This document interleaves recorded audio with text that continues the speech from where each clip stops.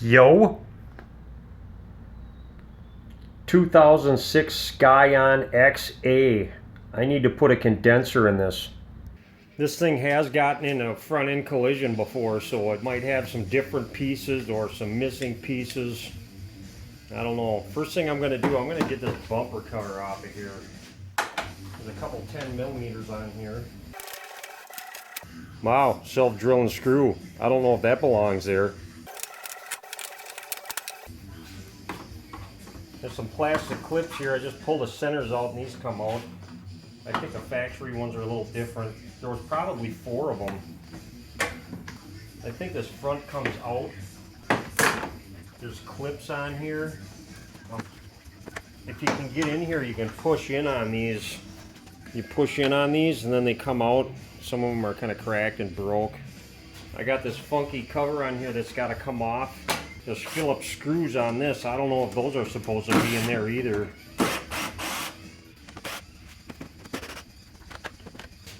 Looks like there might have been some clip here and some clips here that are missing. These don't line up because this has been in a front end collision, so that everything's pushed too far forward. Hiding behind this inner fender on both sides, there's a 10mm up here in the corner. I'm just going to peel this inner fender back a little bit, and I can see it right here.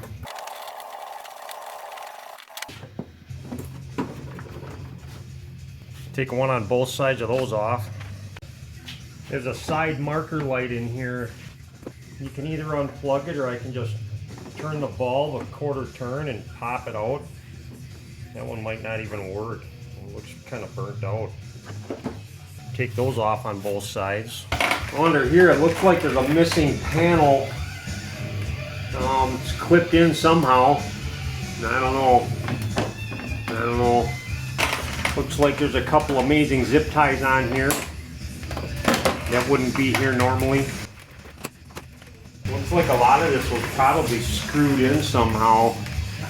Probably with 10mm like this one right here. Now I think that's all I need to do to get this thing off. You just gotta pull out on these corners. This thing should come off.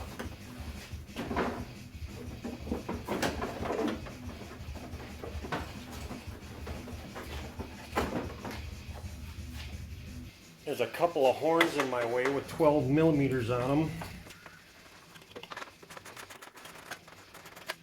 And I got a center support bracket here with some 10mm. And this hood latch I think has to come off too because there's a 10mm behind it.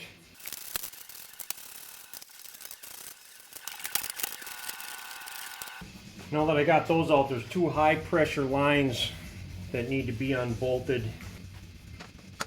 You want to make sure there's no refrigerant in the system. I know this is empty because I tried to fill it and it was spewing all over the place.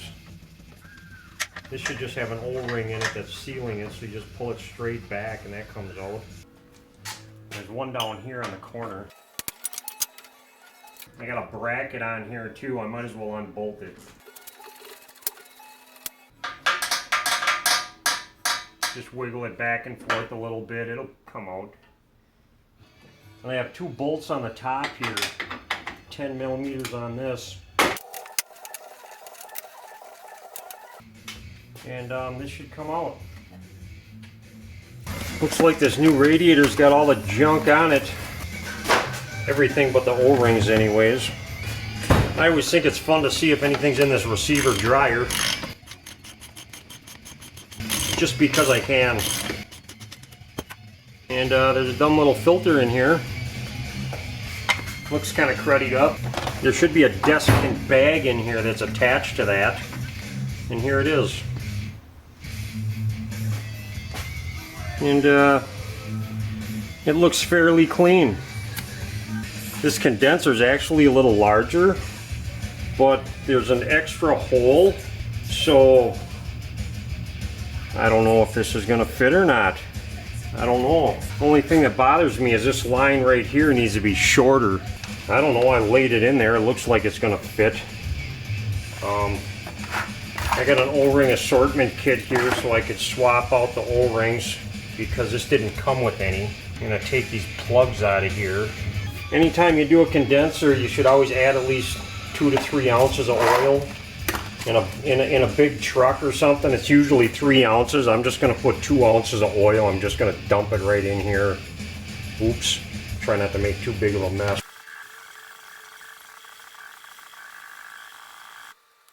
Now that I put all of this in here, I'm gonna lubricate them O-rings that I already installed on the lines. I'm gonna lube this hole a little bit. Kind of tip it sideways a little bit and make sure oil doesn't leak out of here. I don't know, it might leak out of here too. Stick it in the hole. Hopefully nothing comes out of here. Yeah, that's good. Looks like this line's gonna be a little wrong. I'm gonna have to bend this a little bit to make this fit. Aluminum can bend, it just doesn't like to bend back. So I'm just gonna give this just a little tweak.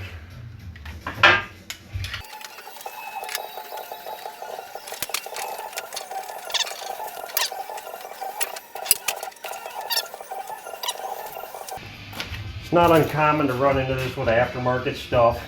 Don't fit just perfect. Just so long as it goes in square and it doesn't pinch the O-ring and tear it, this is going to work just fine. I'm going to put this one in real quick because it might leak. Oh no, it didn't.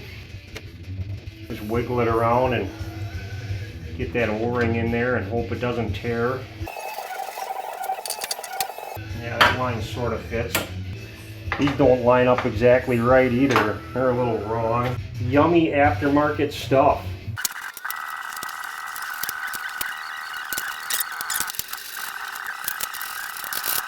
Wrong is right. It's in there.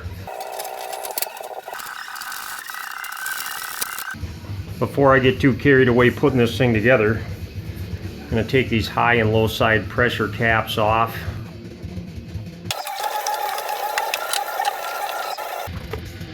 I got a gauge manifold. I'm going to put some vacuum into this thing. I got this vacuum pump used for shop air that I've been really digging. Open this line up.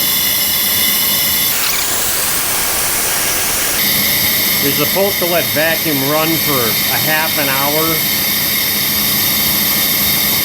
I'm going to close this line.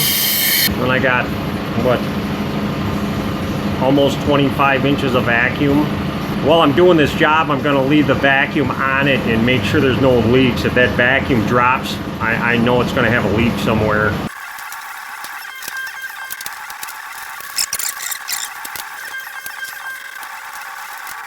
It says right here the max refrigerant is a pound, 0.9 pounds. My tank's empty. Yeah, there's nothing left in this tank. Well, I got a half a pound in here right now. I just got to remember that.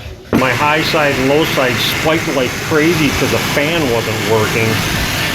This fuse was blown, so I put that fuse in, and the fan's working now.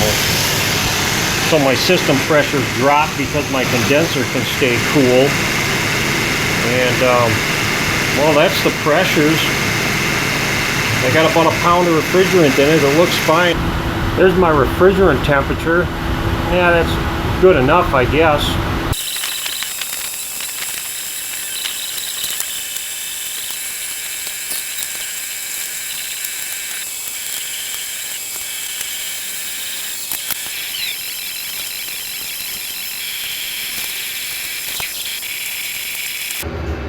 And it's a job. Okay, bye.